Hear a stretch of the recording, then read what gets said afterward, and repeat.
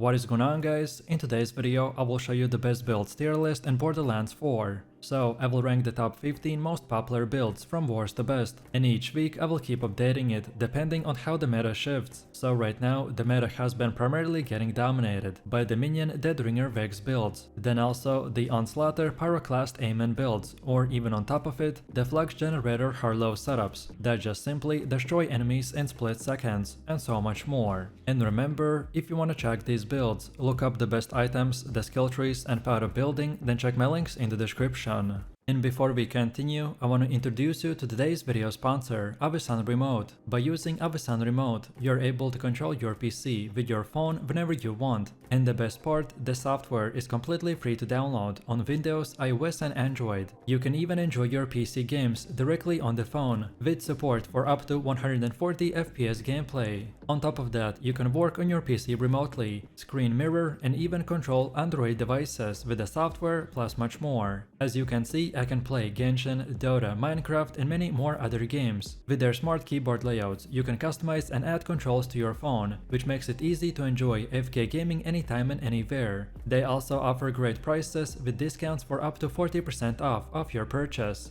Avisan Remote has even launched a smart KVM that lets you control offline devices, which makes remote access even more convenient. So what are you waiting for? Check out Avisan Remote by clicking my link in the description. And with that said, thanks again to Avisan for sponsoring today's video.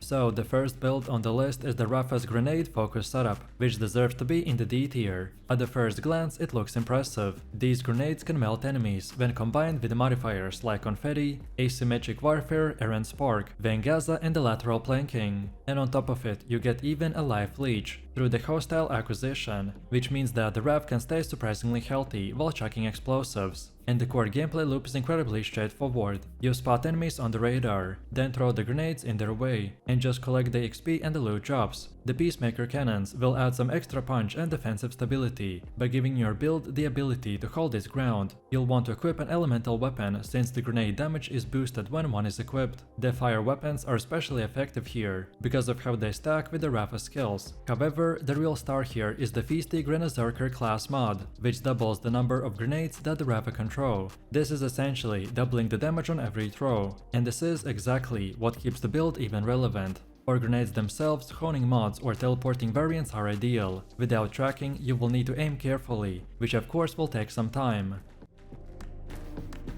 Next up we have the Arc Knives Rafa build, who is in the C tier. This variant focuses on corrosive melee damage through the Arc Knives, and while it can become deadly in the late game, it starts sluggishly. The power comes from layering corrosive bonus damage gained from the nodes, like the Altered Carbon and the Galvanic Panic. Those not only ramp up the Rafa's melee output, but also provide sustain and the movement speed. Once the build is rolling, the cascade effect is brutal. Critical hits trigger corrosive explosions via the blowout, and health regeneration from the lifesteal activates the Altered Carbon. And even buffs like the El Barraco will push corrosive numbers higher and higher. And on top of it, with the Midnight Oil extending corrosive damage every second that your skill is active, so the damage scaling just gets to insane levels. This all comes together once you're very deep into your tree, with uptime extended by the MPG, pushing the Arc's knife to their full 31-second potential. At that point, you're essentially stacking over 150 corrosive bonus damage, and when combined with the multipliers from the skills like the Cruel Acroll, then the numbers become obscene. You're of course locked into corrosive and melee range, so the build feels more limited than others, but in the terms of sheer scaling at the endgame, it's super satisfying.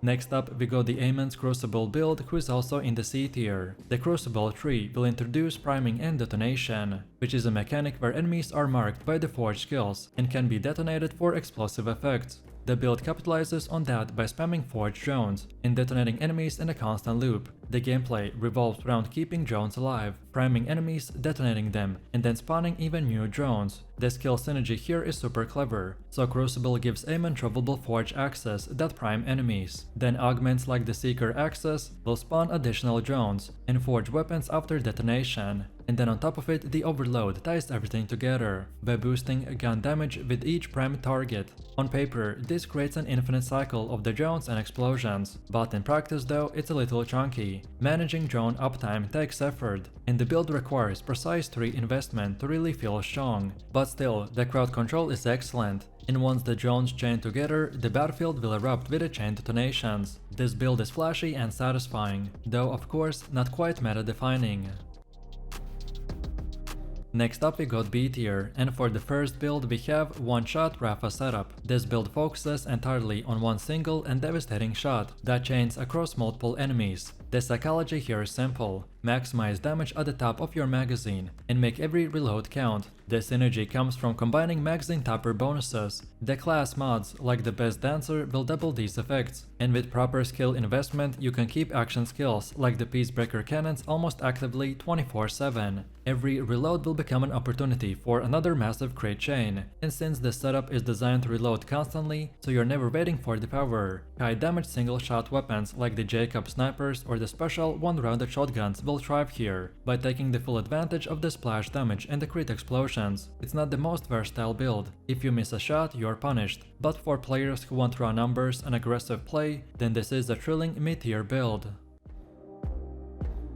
Next up we have the phamiliar Vex build. This build takes the Vex companion skill and leans into the cryo elemental synergy. By freezing enemies with the cryo damage and layering in status effect multipliers, you get both survivability and consistent AoE crowd control. The red and blue trees combined will boost the ordnance damage for your minions, while stacking cryo bonuses for you. The result is a companion that acts like a walking AoE tank by soaking up hits while you're shredding with the cryo weapons. These build strengths are mobility, sustain and devastating AoE, but the trade-off is that single target DPS falls short compared to the other builds. Still, this is an incredibly comfortable leveling setup, especially since you don't play the glass cannon style. The cryo ordnance weapons are mandatory for this build to truly shine, but once you are set up, your companions will become godlike on the battlefield.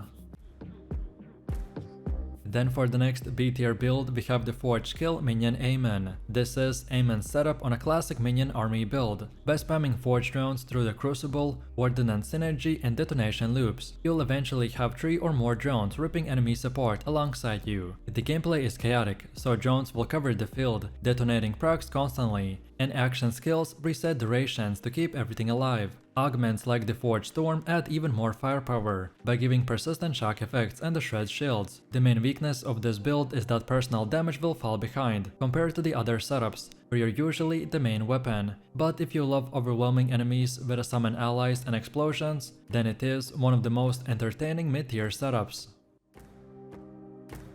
And now for the last B tier build we got the Overdrive Rafa. This is a pure run and gun chaos setup. By chaining passives that buff gun damage while activating the peacebreaker cannons, you maintain overdrive almost permanently. This playstyle is all about speed. ADS is not really the focus here, as we are going to be flooding the field with the bullets while shields recharge quickly behind the scenes. The shield barrier investment makes you deceptively tanky, by letting you dive into the firefights with the confidence. It's straightforward, fun and powerful, but compared to the higher tier builds, it lacks some of the deeper synergy and the scaling to push the other builds to the top. Next up, we are entering the top tier territory, aka the A tier, and for the first one we got the Onslaughter Amon build. The Onslaughter plus the pyroclast combo is one of the most exhilarating builds in the game. By chaining kills, you keep your action skill active indefinitely, which in turn will spin up fiery melee rockets and instant shield refills. The faster you move, the stronger you get, and instead of slowing down during fights, this build ramps up with intensity. It's aggressive, momentum-based gameplay at its finest, and it turns the Amon into a sprinting firestorm of melee damage.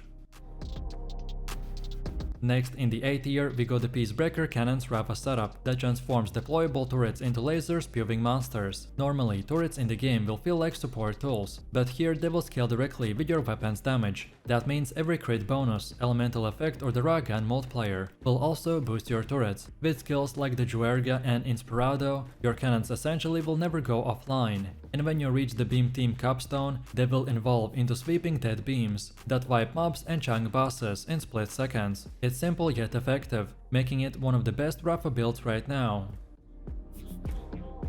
Next up we have the Chroma accelerator harlowe build, also known as the radiation setup. If you want smooth gameplay from the start to the endgame, then this is the harlowe build to run. The Chroma acceleration will stack radiation status effects and converts acceleration damage into the flat weapon bonuses through the neutron capture. And the end result is that every bullet you fire after using acceleration is infused with the radiation, which leads to constant explosions across the battlefield. The high fire rate weapons will become insane damage dealers, while elemental procs ensure that entire groups melt instantly. The only weakness of this build is the need for reliable radiation weapon, but otherwise, the setup stays strong through the entire game. And then for the last A tier build, we got the Flux Generator Harlowe build. The Flux Generation is a one-clip burst build, designed for high damage windows. By stacking group sturdy and radiation grenades, you will unleash short bursts of overwhelming DPS. The frequent action skill recharges keep the buffs flowing, while radiation procs guarantee sustained AoV. It's especially deadly in co-op, since your buffs extend to the teammates by multiplying the total group damage output. The SMGs, fast ARs and the multi-pellet shotguns will work the best here for maximizing the crit bursts.